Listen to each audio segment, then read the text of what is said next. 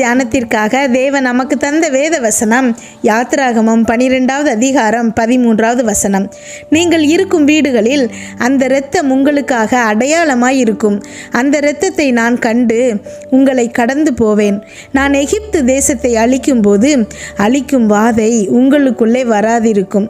கிறிஸ்துவுக்குள் பிரியமானவர்களே, இஸ்ரவேல் ஜனங்கள் எகிப்தில் அடிமையாக இருக்கும்போது பார்வோன் அவர்களை அந்த எகிப்து தேசத்தை விட்டு அடிமைத்தனத்திலிருந்து விடுதலையாக விடவே இல்லை. தேவனுடைய வார்த்தைக்கு அவன் கீழ்ப்படியாமல் அவங்கள விடாமல் பிடிச்சு வச்சிருந்தான். அப்போது தேவனுடைய நியாய தீர்ப்பு அந்த எகிப்தின் மேலே விழுந்தது. பேரழிவை உண்டாக்கக்கூடிய நிறைய வாதைகள் அங்கே வந்தது. பேரழிவை உண்டு பண்ணும் நிறைய வாதைகள் அங்கே வந்தது. அதில் கடைசி வாதை தான் இந்த வாதை. அதாவது குடும்பத்தில் முதல்ல பிறந்த அத்தனை பிள்ளைகளும் மறிக்க போகிறாங்க அப்படிங்கிறது தான் இந்த வாதை. இதிலிருந்து இஸ்ரவேல் ஜனங்களை காப்பாற்றுறதுக்காக தேவன் அவர்களுக்கு ஒரு ஐடியா கொடுத்துருந்தாரு. அது என்ன அப்படின்னா, ஒரு ஆட்டுக்குட்டியின் இரத்தத்தை அவங்க எல்லார் வீட்டோட நிலைக்கால்லையும் பூசணும் அப்படிங்கிறது தான்.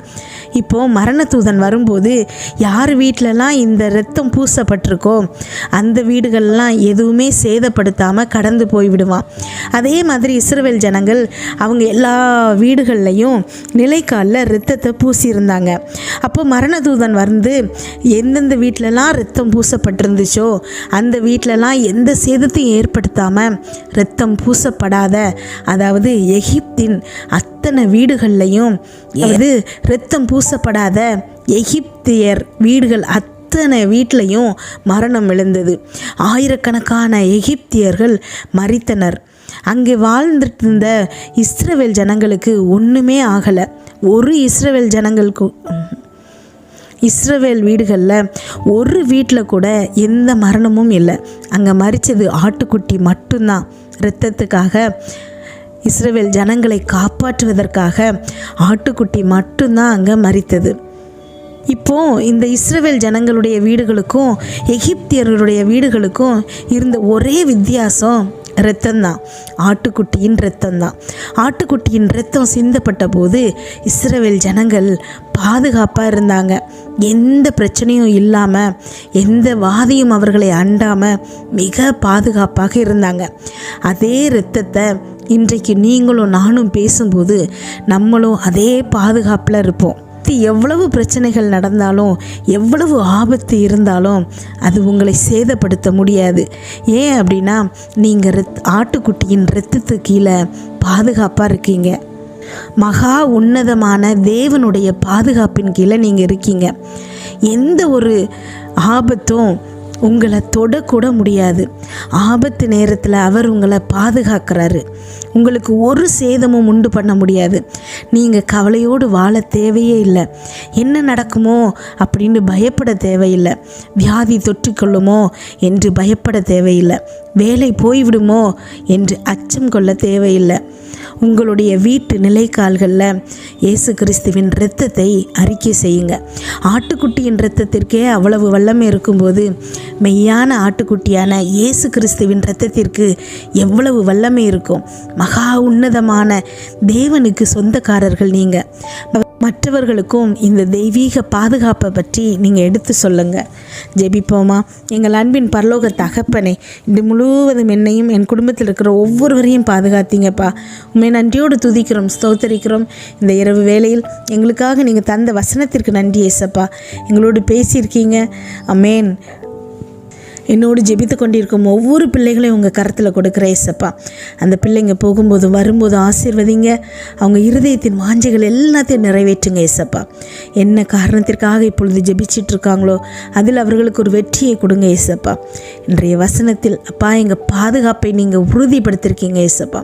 உலகத்தில் 1000 பேர் அப்பா இந்த பக்கம் மறித்தாலும் அந்த பக்கம் மறித்தாலும் அப்பா, உலகத்தில் என்ன நடந்தாலும் எங்களுக்கு தெய்வீக பாதுகாப்பு இருக்குது ஏசப்பா. அமேன். எந்த நோயும் எங்களை தொட முடியாதுப்பா. யாராலையும் எங்களுக்கு எந்த பிரச்சனையும் கொண்டு வர முடியாது. ஆட்டுக்குட்டியின் ரத்தம் எங்கள் மேலே இருக்குது ஏசப்பா. எங்கள் குடும்பத்தில் இருக்கிற ஒவ்வொருத்தர் மேலேயும் ஆட்டுக்குட்டியின் ரத்தத்தை நாங்கள் பூசுகிறோம் ஏசப்பா. இயேசு கிறிஸ்துவின் ரத்தம் எங்கள் வீட்டின் நிலைக்காலில் பூசப்படுகிறது ஏசப்பா. நாங்கள் அதை அறிக்கை செய்கிறோம். அமேன். என்னோடு ஜெபித்து கொண்டிருக்கும் ஒவ்வொரு பிள்ளைகளின் வீட்டின் நிலைக்கால்களிலும் இயேசு கிறிஸ்துவின் ரத்தம் இப்பொழுது பூசப்படுகிறது. அமேன். ஸ்தோத்திரம் அப்பா. நன்றி ஆண்டவரே. இந்த செகண்ட் அவங்க வீட்டின் நிலை கால்களில் இயேசு கிறிஸ்துவின் இரத்தம் பூசப்படுகிறது. அமேன். ஸ்தோத்திரம் அப்பா. நன்றி ஆண்டவரே. அப்பா, இந்த இரத்தத்தை பார்க்கும்போது அப்பா, எந்த பிசாசின் கிரியைகளும் எங்கள் வீட்டுக்குள் நுழைய முடியாதுப்பா. எந்த வாதையும் எங்களை தொட முடியாது ஏசப்பா. வாதை உன் கூடாரத்தை அணுகாதுன்னு சொல்லியிருக்கீங்க. அமேன். அப்பா ஸ்தோத்திரம் ஏசப்பா. எங்கள் நிலை கால்களில் அப்பா, எங்கள் வீட்டில் இருக்கிற ஒவ்வொருத்தர் மேலேயும் உம்முடைய இரத்தத்தை நாங்கள் தெளிக்கிறோம் ஏசப்பா. உம்முடைய இரத்தத்தின் வல்லமை எங்களை பாதுகாப்பதாகப்பா. ஆமேன். ஸ்தோத்திரம் ஏசப்பா. உன்னதமான தேவனுடைய பாதுகாப்பில் நாங்கள் இருக்கிறோம். ஆமேன். ஸ்தோத்திரம் அப்பா. நன்றி ஆண்டவரை. யாராலும் எங்களை எதுவும் செய்ய முடியாது ஏசப்பா.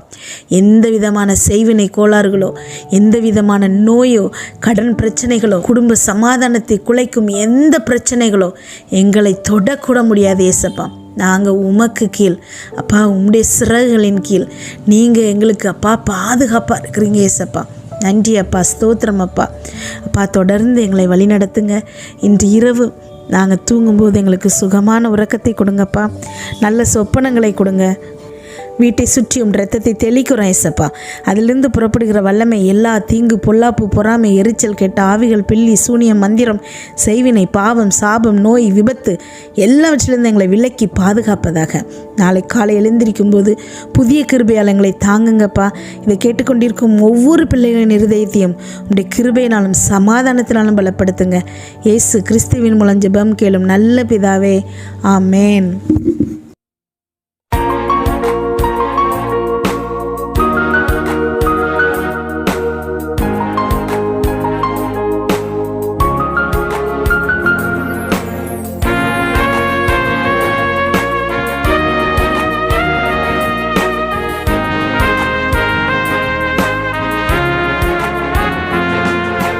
இயேசுவே உம்முடைய இரத்தத்தில் வல்லமை உள்ளது.